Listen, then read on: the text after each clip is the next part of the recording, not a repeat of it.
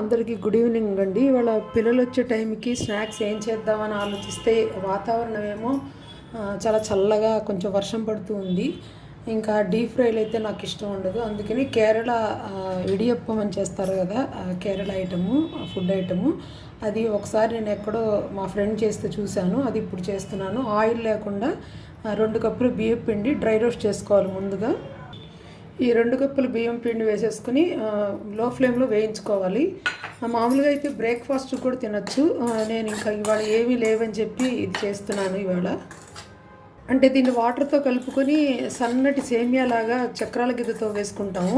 ఇలా వేయిస్తే కనుక ఈ సేమియాలాగా ఉన్నది అతుక్కోకుండా ఉంటుంది. అందుకని డ్రై రోస్ట్ చేసుకోవాలి. ఇదే కప్పుతో 2 కప్పులు నీళ్లు ఒక గిన్నెలో వేసుకొని ఈలోపు పక్కన మరగబెట్టుకోవాలి. నేను ఇక్కడ మరగబెట్టేస్తున్నాను. ఇది బయట కొన్న బియ్యం పిండితో చేస్తున్నానండి. మరి ఇంతకుముందు అయితే నేను మరపట్టించిన పిండితో చేశాను. ఎక్కువగా అట్లనే చేస్తారు. ఇంకా చూడాలి ఎలా వస్తుందో. ఇవాళ నేను కొన్న బియ్యం పిండితో చేస్తున్నాను. ఈ బియ్యం పిండి అంటే కార్బోహైడ్రేట్స్ కదండి. నేను ఇట్లా చేసినప్పుడు ఇంకా ఏమైనా కొంచెం క్యారెట్, ఇలా బీట్రూట్ అవన్నీ హాఫ్ బాయిల్ చేసి అవి కూడా ఇస్తాను. దీంట్లోకి చట్నీకి కొబ్బరి స్వీట్ చట్నీ చేసుకోవచ్చు. అలాగే మనం ఇడ్లీ దోశల్లోకి చేసుకునే కొబ్బరి శనగపప్పు వేసి చేస్తే, శనగపప్పు ప్రోటీన్ కదా, అట్లా అన్నీ ఉండేటట్టు చూస్తే కొంచెం నెయ్యి వేసేసి ఇడ్లీ వేస్తే కనుక ఫ్యాట్స్ కూడా ఉంటాయి. ఇక్కడ నీళ్ళు కూడా తెరిలిపోయినాయండి, పిండి కూడా వేగిపోయింది. స్టవ్ ఆఫ్ చేసేసుకోవాలి. వేడి నీళ్ళు కొంచెం పోస్తూ గరిటతో కలుపుకోవాలండి. వేడిగా ఉంటుంది కదా, కొంచెం చపాతీ పిండిలాగా స్మూత్గా కలుపుకోవాలి.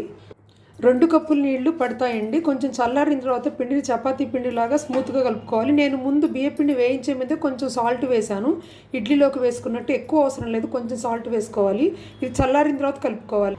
మనం చపాతీ పిండిలాగా బాగా ప్రెస్ చేస్తూ ఒత్తుకోవాలి. ఎంత ఒత్తుకుంటే సేమియా అంత బాగా వస్తుంది. చూసారు కదండి, ఇంత స్మూత్గా ఉండాలి, ఇలా దిగిపోవాలి. పిండి కలుపుకున్న తర్వాత ఇడ్లీ ప్లేట్లలో నెయ్యి రాసి పక్కన పెట్టుకోవాలి. ఇలాంటి చక్రాల గిద్ద ఉంటుంది కదా, దీంట్లో ఈ సన్నటిది పెట్టుకోవాలండి ప్లేటు. దీనికి కూడా ఆయిల్ రాసేసుకోవాలి లోపల, ఆయిల్ కానీ నెయ్యి కానీ. ఈ సైజులో పొడుగ్గా చేసుకుని ఈ దీంట్లోకి పెట్టేసేయాలండి. మరీ ఎక్కువ నిండా వేయకూడదు, 3 వంతులు వేసుకోవాలి. ఇదంతా పెట్టి బిగించేసుకొని ఇంకా ఇలా వేసుకోవాలండి. ఇట్లా సన్నగా వస్తాయి అన్నమాట. ఇట్లా చక్రాలు వేసుకుంటున్నట్టు ఇట్లా వేసుకోవాలి. ఇట్లా వేసి తీసేసేయాలి. చూడండి, ఇంకోటి వేసి చూపిస్తాను. ఇట్లా చక్రాలు తిప్పుతున్నట్టు ఇట్లా కొంచెం, అదే పెద్ద ఉంటే కనుక మనం ఇంకా వెడల్పుగా వేసుకోవచ్చు.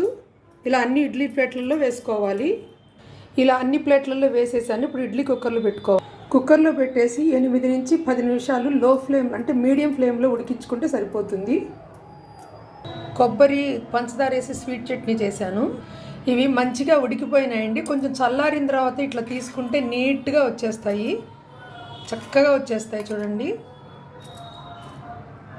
వేడిగా ఇడియప్పం రెడీ అండి. దీనికి మనం బొంబాయి చట్నీ కూడా కాంబినేషన్ తినచ్చు. కాకపోతే నాకు టైం లేక చేయలేదు. పొద్దున ఈ టమోటా చట్నీ చేశాను. ఇది స్వీట్ చట్నీ. దీంట్లో తింటే చాలా బాగుంటుందండి. నచ్చితే మీరు కూడా చేసుకోండి. థ్యాంక్ యూ అండి.